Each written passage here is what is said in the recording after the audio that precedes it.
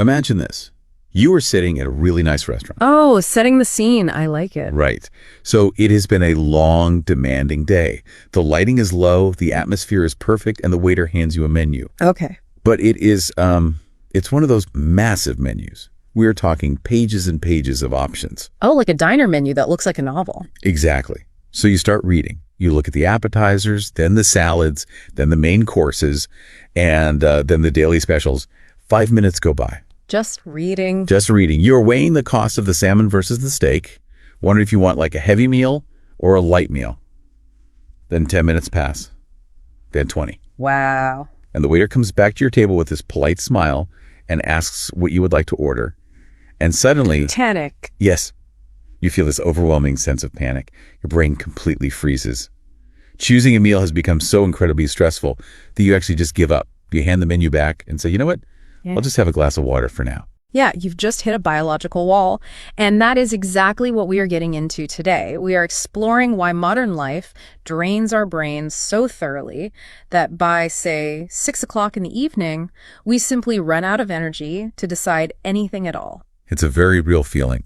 And before we really get into it, we should mention we have custom designed this specific deep dive for intermediate English learners. Right around that B1 to B2 level. Yeah, to help you master the vocabulary of mental exhaustion. Yeah. So we will be speaking clearly and at a moderate pace, but honestly, if you are listening, just let the conversation wash over you like background music. Don't stress over every single word. Exactly. And to make it really practical, we are going to seamlessly weave in 3 essential vocabulary words throughout our conversation today. A little word tour. A word tour, yes. True. These are going to be powerful words you can use to describe this exact psychological trap in your own life. I love that. So let's go back to that restaurant scenario. Why does choosing a simple dinner feel like you're trying to solve this massive, complex math equation at the end of the day?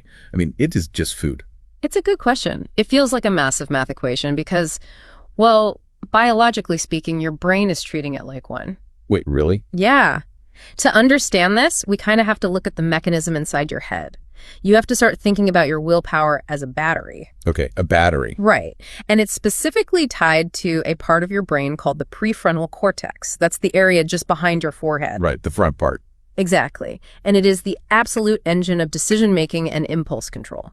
And, I mean, like any engine, it requires fuel. A tremendous amount of fuel, actually. Your brain overall consumes about 20% of your body's energy. Wow. Yeah, mostly in the form of glucose. So when you wake up in the morning after a good night's sleep, that prefrontal cortex is fully fueled. Your willpower battery is basically at 100%. Okay, so you're ready to go. You're ready to go. But every single choice you make throughout the day, every little one forces that prefrontal cortex to burn glucose. And as it burns fuel, it drains a little bit of that power. You know, this reminds me perfectly of a smartphone battery. Oh, that's a great comparison. Right. Because you know when you look at your phone at like 2 o'clock in the afternoon and it is already down to 20%? Yes. The worst feeling. And you look at it and think, I haven't even made any phone calls today. I haven't watched any videos. Why is it dead? Right.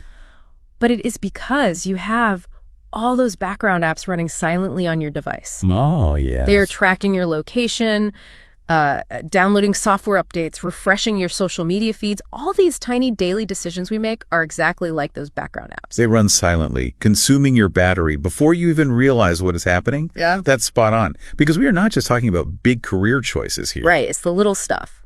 It's waking up and immediately facing a barrage of micro decisions. What am I going to wear today? Should I hit snooze on the alarm? What should I eat for breakfast? Which road should I take to avoid traffic? Oh, and when I open my computer, which of these 50 emails should I answer first? Yes. It is estimated that the average adult makes something like 35,000 remotely conscious decisions every single day. 35,000. That is unbelievable. It is. And human beings did not evolve to do this. Historically, our ancestors had very few decisions to make, you know? Right. It was much simpler. Yeah. You woke up, you decided whether to hunt or gather, you ate what was available, and you went to sleep when it got dark. No emails to check. No emails. But today, you walk into a grocery store and have to choose between 40 different types of toothpaste. Oh, the toothpaste aisle is the worst. It really is. The sheer volume of options overloads the prefrontal cortex. So when that battery gets low enough, You experience the condition that brings us to our first vocabulary phrase today. Here we go. First stop on the word tour. Yes. The phrase is decision fatigue. Decision fatigue. Okay, let's define that clearly for you listening. Decision fatigue is the heavy mental exhaustion you feel after making too many choices throughout the day. Exactly. It is a biological state where your brain is so tired, so depleted of glucose and energy from just choosing things, that even the most basic, meaningless choices feel absolutely impossible to make. It is the direct cause of the classic Netflix trap. Oh man, the Netflix trap. Everyone listening has experienced this. For sure. You finish work, you eat your dinner, and you sit down on the couch totally exhausted. You decide you just want to watch a movie to relax. Sounds nice. So you open up your streaming service and you start scrolling. You look at action movies, then documentaries, then comedies, you watch trailers. You read all the little summaries. Yes. You spend 45 minutes looking at different options, treating these tiny, meaningless choices about what comedy to watch like they are literal life or death decisions. Yeah. And eventually you just give up, turn off the television, and go to sleep. Because the actual act of choosing a movie demanded too much glucose from an already depleted prefrontal cortex. It's wild. The decision fatigue completely wiped you out. You didn't even get to enjoy the relaxation you were seeking. This mechanism explains what happens when that willpower battery finally reaches zero in the evening. It just shuts down. Essentially, yes. When the prefrontal cortex goes offline to conserve energy, your ability to exert self-control disappears right along with it. You know, this makes so much sense. This is usually around 8 o'clock at night for me. Yep, the dangerous hour. If someone offers me a large slice of chocolate cake at 10 in the morning, I can usually say no. I have the willpower. But at 8 o'clock at night, at the end of a long, decision-heavy day, saying no to that exact same cake feels completely impossible. Because your brain simply does not have the energy required to override your primitive desire for sugar. Right. It takes active, conscious energy to make the difficult choice to decline a reward. Without that energy, you just surrender. You just eat the cake. You eat the cake. Which brings us to our second vocabulary word today. This word describes exactly how you feel when you are staring at that massive restaurant menu or staring at Netflix or staring at that cake. The word is paralyzed. Paralyzed. Let's define what it means to be paralyzed in this context. Okay. To be paralyzed means to feel so overwhelmed or so unsure by having too many options that your brain literally hits a wall. You cannot act. You cannot decide. You are frozen in place. And understanding this biological paralysis is the key to a crucial mindset shift. How so? Well, when you find yourself paralyzed, when you, say, skip your language study or eat the junk food or spend an hour scrolling aimlessly on your phone, you need to understand something fundamental. It is not because you are lazy. Really? It is not because you are a weak person with no discipline. I cannot stress how deeply comforting and relieving that realization is. Right. Because people carry around this heavy moral guilt. We view our evening crashes as character flaws. We sit there and think, well, I am just a lazy person. I am broken. But hearing that it is actually just a low battery, that completely changes the narrative.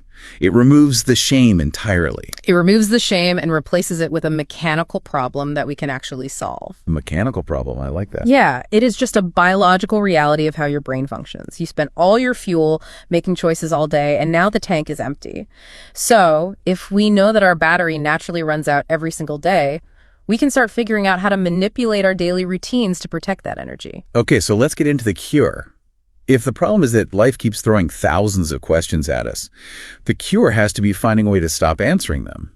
Right. Precisely. We have to conserve our mental energy for the big stuff, the things that actually matter. That requires making fewer decisions. And the most effective way to make fewer decisions brings us to our third and final vocabulary word today. The final stop on the word tour. You must automate. Automate. Okay, let's define automate for the listener. To automate something means to make a decision or an action happen naturally and automatically, without much effort and without even having to plan for it. Right. You set the system up one time and it just runs by itself in the background. When we talk about automating your life, the most famous example from our source material is the tech billionaire wardrobe. Oh, right, the black t-shirt. Yes. You see incredibly successful busy people wearing the exact same black t-shirt or the same gray sweater every single day of their lives. Like Steve Jobs or Mark Zuckerberg. Exactly. They do this to automate their mornings.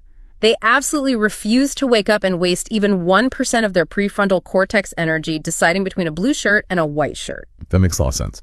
They grab the black shirt, the decision is bypassed completely, and their battery stays full for the boardroom. Okay, wait. I need to push back on this a little bit. Sure. Automating everything sounds incredibly efficient, yes. Yeah. But it also sounds incredibly boring. Fair. I mean, if I eat the exact same oatmeal every single day and I wear the exact same black shirt every day, haven't I just turned myself into a robot? Food and fashion. These are joys of human life. Where is the joy if everything is just a predetermined script? That is a very fair challenge. But the goal of automation is not to eliminate joy. The goal is to protect your energy so you can actually experience joy. Oh, I see. You aren't meant to automate the things you deeply care about. If fashion is your passion, do not automate your wardrobe. Spend your energy there. Right. Enjoy picking out your outfit. Exactly. But if you don't care about breakfast and you just eat whatever is in front of you, automate that. So you are automating the mundane to save fuel for the meaningful. Exactly. Beautifully said. You scale this down for everyday life by finding the areas where choice is just a burden to you. Okay, give me an example of scaling it down. Well, if you know that every Monday through Friday you eat oatmeal with blueberries, you never have to stand in front of the refrigerator at 7 in the morning wondering what to eat. Right. The decision is already made. Yes. You can plan your weekday dinners on Sunday afternoon. You can keep healthy snacks packed in your bags, so when you get hungry at 3 in the afternoon, you don't have to choose between finding a cafe or eating from a vending machine. You just eat the snack you already packed. You are taking the choice away from your tired brain. You make the decision once on a Sunday, and then you ride the momentum of that single decision all week long. Precisely. But, automating physical things like clothes and food is one thing. You can't really just put studying English or going for a run on autopilot the exact same way you do a black t-shirt. Behaviors require a totally different approach, don't they? You've hit on the limitation of physical automation right there. Once you handle the physical environment, you have to automate your daily behaviors. And that requires a different psychological tool. Which is? Creating micro rules. Micro rules. Okay, how is a micro rule different from just trying to build a good habit? Like, if my goal is to drink more water or read more books, isn't that just a habit I'm trying to form? A habit is an action you hope you will do repeatedly over time until it becomes second nature. But a micro rule is much stronger, and it's much more immediate. Okay, stronger how? It is a strict, unbreakable contract you make with yourself. Because without a strict rule, you exhaust your willpower battery by constantly negotiating with yourself in your head. Oh, the internal debate. I know it well. We all do. You sit on the couch and the cognitive load begins. You think, should I study my English vocabulary now? Or maybe I should watch one more YouTube video and then study. Or the classic. Yeah. Maybe I'm just too tired today, so I will study twice as long tomorrow to make up for it. Exactly. And that back and forth negotiation is actively burning glucose. Yeah. A micro rule makes the decision for you permanently. One of the examples from our sources today illustrates this perfectly, actually. The rule is, no social media until I finish my English journaling. Notice how definitive that is. Yeah, there is zero wiggle room. When you pick up your phone and think, I'll just check Instagram for 5 minutes, the micro rule steps in and says no.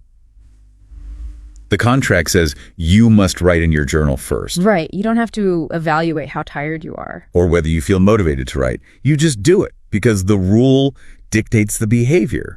It completely takes the emotional weight out of the decision. And by eliminating the debate, you eliminate the energy drain. That makes total sense. But there is a final layer to this puzzle. There's always a final layer. Always. You can have the best micro rules in the world and you can automate your breakfast perfectly. But a bad physical environment will still completely paralyze you. So you can have all the internal motivation in the world, but if your external setup is working against you, your exhausted, evening brain is going to fail. Completely. This is about protecting your energy by actively shaping your environment to reduce what psychologists call friction. Friction. Yeah, friction is any unnecessary difficulty, any extra step, or any resistance that stands between you and the good behavior you want to accomplish. Like what? Think of friction like driving a car with the parking brake pulled up. You can press the gas pedal as hard as you want using tons of motivation and willpower, but the resistance is going to make it an incredibly difficult ride. Give me a concrete example of this parking brake in daily life. Okay, let's say your goal is to read a book in English for 15 minutes every night before bed. You have your micro rule set, but your English book is currently hidden inside a drawer, in a desk, in a completely different room of your house. Okay, yeah. When 9 o'clock at night arrives, your prefrontal cortex is depleted. Your battery is running very low. Your brain calculates the steps. Stand up, walk down the hall, turn on the light, open the drawer, find the book, and walk back. That feels like climbing a literal mountain to a tired brain. It is too much friction. Your brain will immediately say, that is way too much work. Human nature operates like water flowing down a hill, you know. We naturally seek the path of least resistance. And the path of least resistance is usually just picking up the smartphone sitting right next to you on the couch. Exactly, because the phone has zero friction. It is literally designed to be frictionless. Right. But imagine if you shaped your environment differently. Imagine if, in the morning, when you had a fully charged willpower battery, you took your English book, your notebook, and a pen, and you placed them right on the center of your pillow. Oh, wow. So when 9 o'clock rolls around and you go to bed, the book is staring right at you. You actually have to move the book to go to sleep. The friction is completely gone for reading. In fact, you've created friction for going to sleep without reading it. You flip the dynamic entirely, and the same applies to exercise. If you want to go for a run in the morning, do not wait until your alarm goes off to figure out where your clothes are. You leave your gym shoes right by the front door. Yes. You put your running clothes on a chair directly next to your bed. You step into them the moment your feet hit the floor. You perform the task before your brain even has a chance to wake up and debate the decision. So you are basically setting yourself up for success by being a good friend to your future exhausted self. That's a great way to put it. You do the hard work of deciding when your battery is full, so you don't have to do it when your battery is empty. You remove the friction, and the good habit becomes the absolute easiest choice to make. Well, looking at the big picture we've painted today, the core message is incredibly empowering. If you find yourself staring blankly at a restaurant menu or trapped in an endless scrolling cycle on your couch, remember that you are just a human being operating with biological limits. Very true. You are living in an incredibly loud, fast-paced world that demands an unnatural number of choices from you every single day. Your brain is simply trying to survive the overload. And to help you manage that overload, let's quickly recap the 3 core words we integrated into our conversation today. Our word to a recap. Yes. First, we explored decision fatigue, which is that heavy mental exhaustion caused by making too many choices, draining your brain's fuel. Second, we talked about feeling paralyzed, which is that moment your brain hits a wall and you become completely frozen, unable to decide due to option overload. And Finally, we discussed how to automate your choices, establishing systems and micro rules that happen naturally without draining your precious energy. mastering those concepts really changes how you approach your entire day. And because knowledge is only useful when you apply it, we have a challenge for you to try tomorrow morning. I love a good challenge. Right. Do not try to change your whole life all at once. Just pick one tiny thing to automate. Maybe you decide tonight exactly what you will eat for breakfast tomorrow. Or lay out your work clothes before you go to sleep. Yeah, or put your language textbook directly on your desk. Automate one single decision, give your prefrontal cortex a tiny bit of rest, and see how much better your battery feels by the time evening rolls around. And as you experiment with reducing friction and protecting your willpower battery, there is a final lingering thought to consider long after this deep dive ends. Well, we have spent our time today discussing the small things, what to wear, what to eat, what to watch. But consider the broader implications. Okay. If we are wasting so much of our precious limited brain energy merely deciding what to eat for dinner, what massive life-changing decisions are we subconsciously avoiding simply because our brains are too tired to even think about them? Wow. That is a staggering thought. If the battery is dead before you even consider your larger goals, those goals never get addressed. Exactly. If you can't pick a movie on a Tuesday night, how are you supposed to find the energy to change your career or move to a new city or learn a new language? It really puts it into perspective. Getting that battery fully charged isn't just about surviving the day. It's about having the power to shape your future. There's your food for thought. Keep automating, keep protecting your peace, and we will catch you on the next one.